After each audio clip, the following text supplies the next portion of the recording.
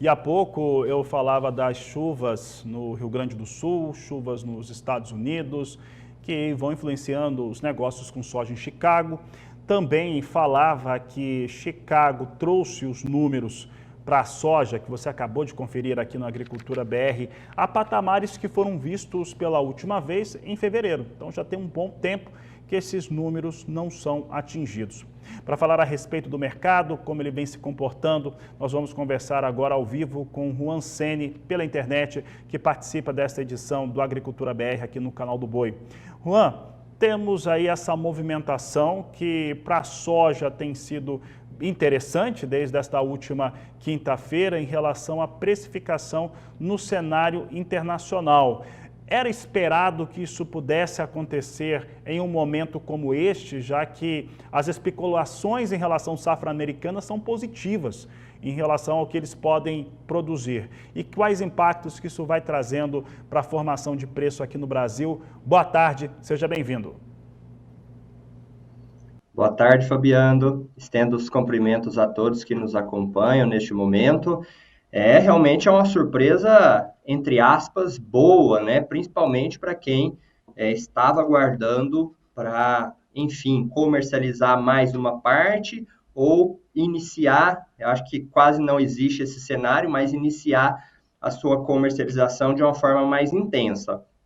E acredito que poucos estavam esperando esses acontecimentos de forma aleatória que a gente vem acompanhando, por exemplo, clima diverso no Rio Grande do Sul, greve na Argentina, com as atenções mais voltadas para a safra norte-americana, que também está trazendo dose de volatilidade para o mercado, também provocada pelas adversidades climáticas naquelas regiões. Então, podemos dizer que é um cenário favorável, principalmente para o produtor brasileiro, que tem bastante soja para negociar ainda. Juan, e aí uma pergunta que eu já te faria aqui nessa situação, neste cenário, em relação ao momento de vendas para o produtor brasileiro. Ele teve ali umas 2 semanas e meia, pode-se dizer até 3 semanas, durante o mês de abril, e que já foi diferente, né? Não se esperava ter um momento positivo para venda em abril. E ele aconteceu com prêmio no positivo, com dólar a 5,20, ainda que a soja em Chicago estivesse derretendo, a formação de preço aqui no Brasil ficou muito interessante para essa venda, para essa negociação. E agora ela pode se estender. O que está acontecendo agora, neste início de maio, nos primeiros dias, é tão interessante para a venda desse produtor quanto aquilo que nós vimos no último mês?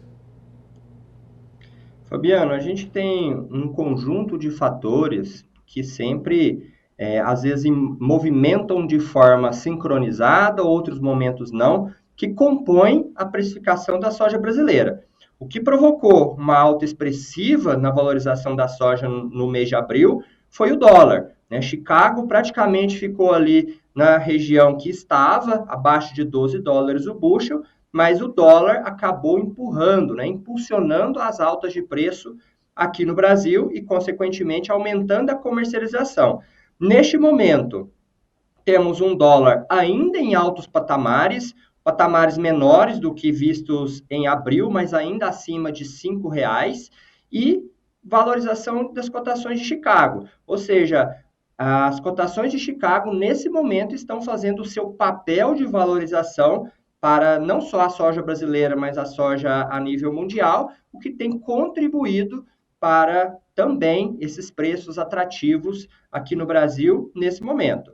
Somado a isso, prêmios, questão de logística, ficaram praticamente intactos, tivemos oscilações mínimas. O que tem valorizado realmente nesse momento, o que tem impactado, são as cotações de Chicago, e que deve continuar, pelo menos, nesse cenário que a gente se encontra hoje.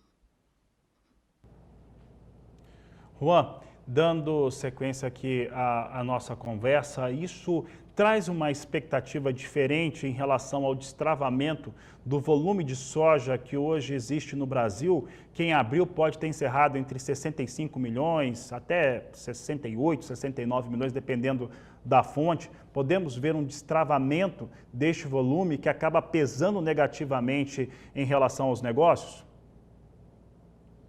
Fabiano, o cenário que a gente vem acompanhando neste momento, ele é um pouco diferente dos anos anteriores, principalmente porque o produtor segurou muito essa negociação e até esse momento, se ele estiver realmente aproveitando esses movimentos de alta, ele fez um bom negócio, né? Quando a gente compara com preços nos últimos meses.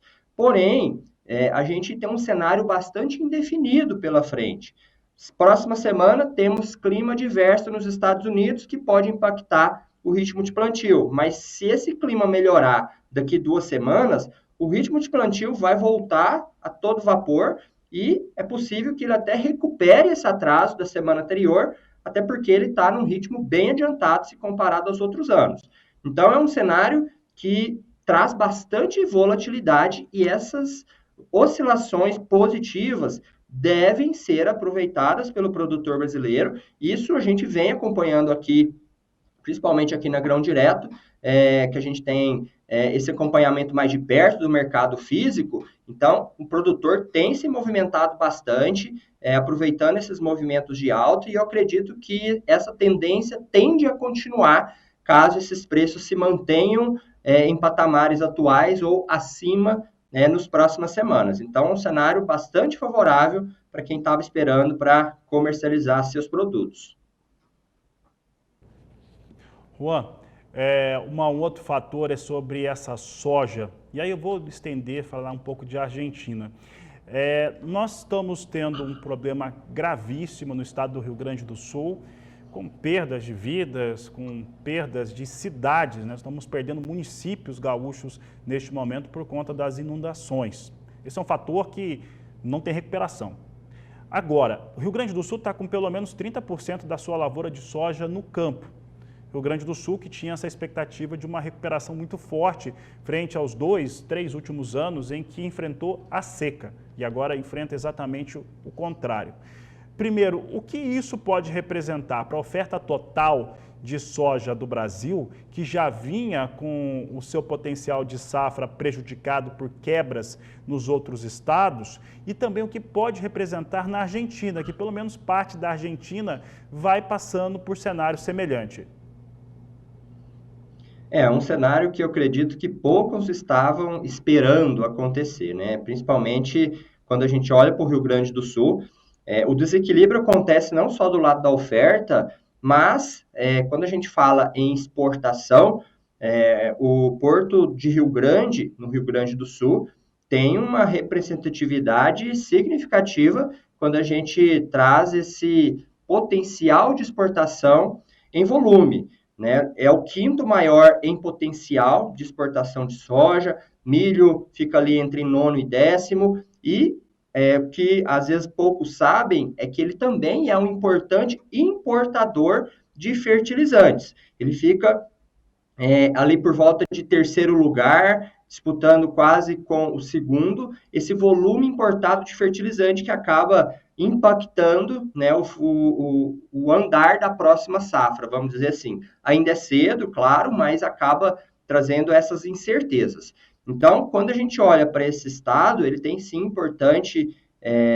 importante significância nesse cenário atual, mas quando a gente olha para a produção a nível Brasil, Fabiano, como a gente tem ainda um resto, né, de 30% para ser colhido, isso pouco deve influenciar nessas cotações, porque o volume ainda costuma estar, nesse momento, sendo compensado pela produção da Argentina. Então, num cenário geral, um cenário macro, mesmo com a produção brasileira por volta de 145, abaixo de 150 milhões de toneladas, a Argentina consegue suprir adequadamente, de forma satisfatória, essa falta brasileira. Porém, temos uma safra norte-americana em andamento e é ela que vai ditar de forma concreta o ritmo das cotações não só em Chicago, mas aqui no Brasil também.